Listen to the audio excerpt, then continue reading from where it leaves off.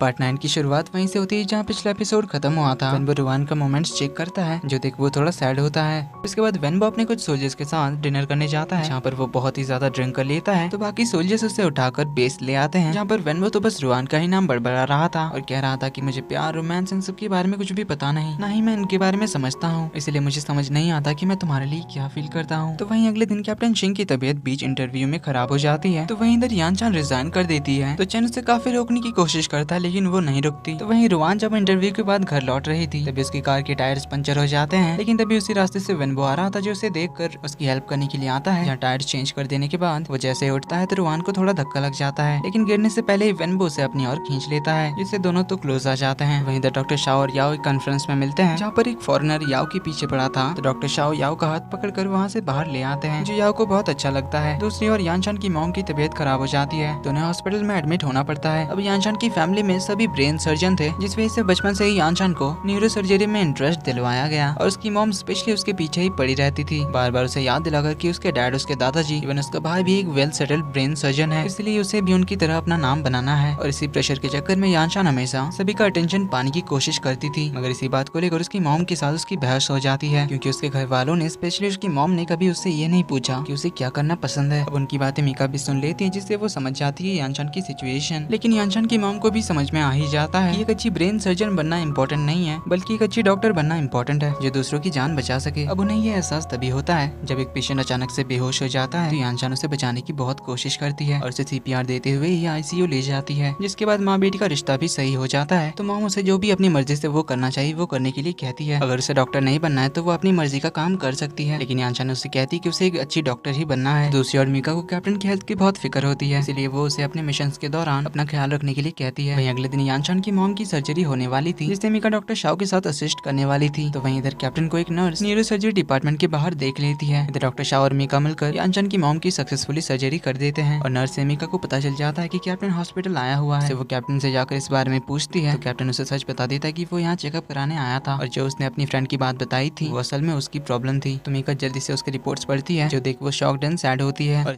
Captain से पूछती है कि उसने अभी तक उसे इस बारे में क्यों नहीं बताया। तो वो कहता है कि वो मीका को परेशान नहीं देखना चाहता था। देन वो दोनों डॉक्टर के पास जाते हैं जहाँ डॉक्टर उसे बताते हैं कि उसे जल्दी ही सर्जरी करानी पड़ेगी वरना अगर ट्यूमर बड़ा हो गया पूरी तरह से ठीक होना भी पॉसिबल नहीं होगा। तो कैप्टन डिसाइड करता है सर्जरी कराने का। तो डॉक्टर अगले हफ्ते सर्जरी कराने आने के लिए कहते हैं। तो मीका कैप्टन के साथ टाइम स्पेंड करती है और उसे हौसला देती है। वहीं वो कैप्टन से याओ को इस बारे में बताने के लिए कहती है, लेकिन कैप्टन ने अभी तक इस बारे में नहीं सोचा था। वहीं डॉक्टर शाओ और याओ तो अब से काफी टाइम साथ में ही स्पेंड करते हैं काम का एक्सक्यूज देकर, जिससे दोनों की नजदीकियां भी बढ़ती है। वहीं कैप्टन इस बारे में चीफ को बताता है तो चीफ उसे कुछ दिनों तक रेस्ट करने के लिए कहता है, मगर कैप्टन तो अभी भी अपने प्रैक्टिस में ही लगा हुआ था। वहीं इधर मीका याओ को कैप्टन की हालत के बारे में बता देती है। तो याओ इस बारे में डॉक्टर शाओ से डिस्कस करती है। इसके बाद तो घर लौटकर वो और मीका मिलकर कैप्टन की बहुत ज्यादा टेक केयर करने लगते हैं और कैप्टन को कुछ भी काम नहीं करने देते। तो वहीं डॉक्टर शाओ कैप्टन की सर्जरी करने के लिए मान जाते हैं क्योंकि ये सर्जरी थोड़ी कॉम्प्लेक्स होने वाली थी। तो मीका ये खुशखबरी कैप्टन को सुनाती है क्योंकि डॉक्टर शाओ की सर्जरी के बाद कैप्टन जल्दी ही ठीक हो जाएगा। वहीं मीका और यानशान भी एक दूसरे से बातें करके सारे गिले शिकवे दूर कर लेते हैं, वापस से फ्रेंड्स बन जाते हैं। तो कैप्टन को हॉस्पिटल में एडमिट करवा दिया जाता है। तो सर्जरी से पहले सभी लोग उससे मिलने के लिए आते हैं, वेनबो और उसके फेलो सोल्जर्स भी। तो फाइनली काफी लंबी चलने वाली सर्जरी के बाद कैप्टन को होश आता है जिसकी सर्जरी सक्सेसफुल रही थी। तो उसे होश में आता देख मीका बहुत ज्यादा खुश होती है। वहीं याओ भी सर्जरी की वजह से घर नहीं गई थी, इसीलिए डॉक्टर शाह उसका ख्याल रखता है। तो एक दिन के रेस्ट के बाद अगली सुबह कैप्टन को ऑरेंजेस खाने थे तो मीका उसके लिए ऑरेंजेस खरीदने के लिए बाहर जाती है जहाँ बड़ी मुश्किल से उसे ऑरेंजेस मिलते हैं जिन्हें वो अपने हाथों से कैप्टन को खिला रही होती है। जिसके बाद मीका घर आती है कैप्टन के लिए सूप बनाने के लिए, लेकिन तभी उसे हॉस्पिटल जाना पड़ जाता है। तो वो रुआन को सूप बनाकर लाने के लिए कहती है। रुआन कहती है वो अकेली नहीं बना पाएगी। तो मीका कहकर जाती है कि वो उसकी हेल्प के लिए किसी को भेज देगी जो होता है वेनबो। तो दोनों साथ मिलकर सूप बनाने लग जाते हैं जहाँ एक दो बार दोनों क्लोज भी आ जाते हैं। तो दोनों सूप लेकर पहुँच जाते हैं हॉस्पिटल जहाँ मीका कैप्टन की मसाज कर रही थी। तो उसे सूप देकर वो दोनों बाहर चले जाते हैं। रुआन को अभी एक एंटरटेनमेंट न्यूज कवर करने जाना था मगर उसे टैक्सी नहीं मिल रही थी। तो वेनबो उसे अपनी बाइक से उस जगह पर ले जाता है, लेकिन वहाँ तो बहुत ज्यादा भीड़ होती है, रुआन फोटोज क्लिक नहीं कर पा रही थी। तो वेनबो उसे अपने कंधे पर उठा लेता है जिससे रुआन को बहुत ही अच्छी फोटोज मिल जाती है। तो रुआन इस हेल्प के लिए थैंक यू कहती है और उसे डिनर ट्रीट देने की बात करती है, लेकिन वेनबो कह देता है कि इसकी जरूरत नहीं पड़ेगी, जिससे हमारी रुआन फिर से थोड़ी सी अपसेट हो जाती है। लेकिन वेनबो तो ये असल में कहना नहीं चाहता था, बस उसके मुंह से निकल गया क्योंकि उसे भी अब रुआन के साथ टाइम स्पेंड करने में अच्छा लग रहा था। मगर जब उसने मना कर ही दिया था तो दोनों अपने अपने रास्ते निकल जाते हैं, लेकिन जाते हुए दोनों काफी बार एक दूसरे को पीछे मुड़कर देखते हैं, इस उम्मीद से कि शायद वो भी उसे देख रहा होगा। मगर इनके पीछे मुड़ने का टाइम थोड़ा गड़बड़ हो जाता है। जब वेनबो पीछे मुड़ता है तो रुआन आगे जा रही थी, और जब रुआन पीछे मुड़कर देखती है तो वेनबो आगे जा रहा था। मगर दोनों चाह रहे थे कि एक दूसरे को वो लोग रोक ले, मगर ऐसा कुछ भी नहीं होता। तो रुआन घर जाकर वेनबो को और इसकी मॉम को याद करती है, जब तीनों साथ बैठकर टाइम स्पेंड किया करते थे। वहीं दरियान चंद पैथोलॉजी पढ़ाई करने के लिए अब्रॉड जाती है, तो अब उसे चैन की फीलिंग्स का भी एहसास हो गया था, तो वो उसे रेगुलरली कॉल्स एंड मैसेजेस करने के लिए कह कर जाती है। यानी कि आखिरकार हमारे भाई की भी लव स्टोरी की शुरुआत हो गई। इधर कैप्टन को भी डिस्चार्ज मिल जाता है। वहीं कहीं न कहीं डॉक्टर शाह और याओ के बीच भी सब कुछ सही होने लगा था। दोनों साथ में काफी टाइम स्पेंड करते हैं, बहुत सारी बातें करते हैं। मगर इधर कैप्टन के लिए बुरा वक्त होता है, क्योंकि मीका उसे बस हेल्दी खाना ही खिला रही थी, लाइक हर टाइम डाइट फूड। वहीं कैप्टन को ज्यादा उछल कूद करने से भी मना करती है फुटबॉल मैच देखने के टाइम, लेकिन वो तो खुद ही आकर एक्साइटेडली चीयर करने लग जाती है, क्योंकि उसकी सपोर्ट करने वाली टीम जीत रही थी। इस चक्कर में कैप्टन को भी धक्का मुक्की कर ही रही थी, तो कैप्टन भी लाइक यार अब तो तुम ही मेरी हालत खराब करने में तुली हुई हो। वहीं द सोल्जर ली अपनी जगह पर वेनबो को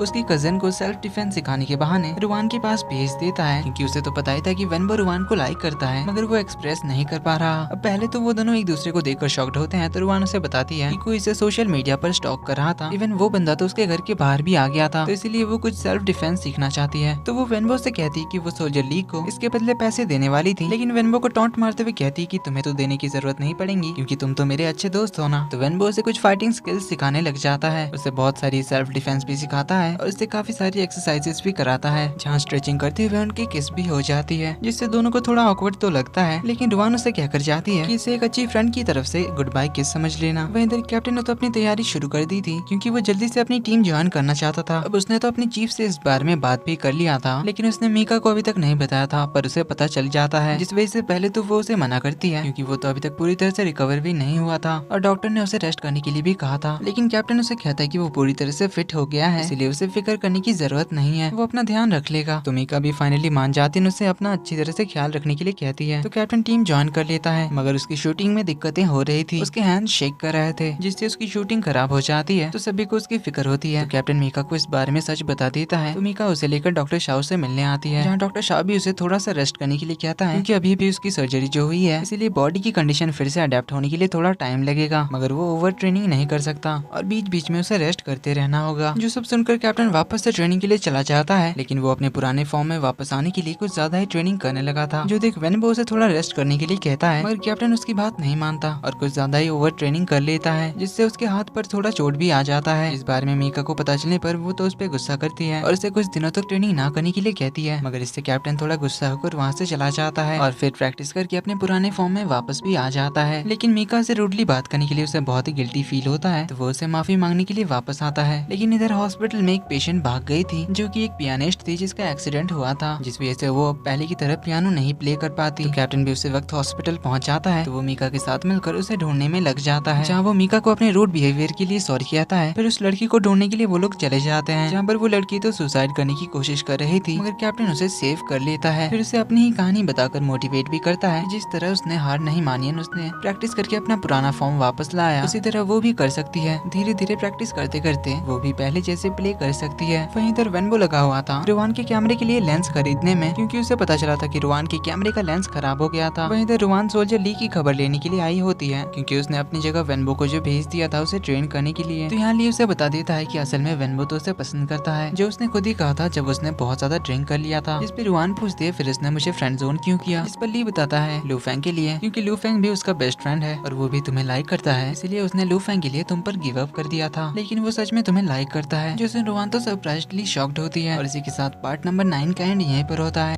तो ये वीडियो पसंद आई तो वीडियो को लाइक कर देना, चैनल पर पहली बार आए तो सब्सक्राइब कर देना, ताकि सुपर इंटरेस्टिंग लव स्टोरी की अगली पार्ट्स आपसे मिस ना हो। तो मिलते हैं आपसे अगले पार्ट में, तब तक के लिए take care and bye bye.